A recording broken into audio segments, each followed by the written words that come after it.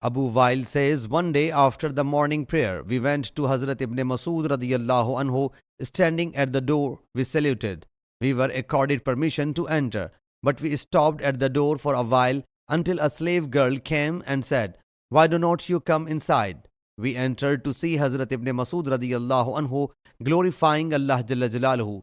Seeing us, he radiyallahu anhu said, when you were granted permission, why did not you enter? We said, nothing, but we thought perhaps somebody was sleeping in the house. Hazrat Ibn Masud radiyallahu anhu said, how did you think of negligence regarding the progeny of Abd's son?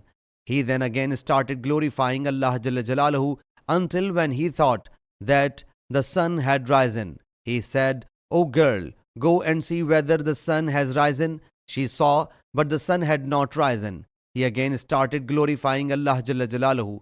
Again, when he thought that the sun had risen, he said, O slave girl, go and see whether the sun has risen.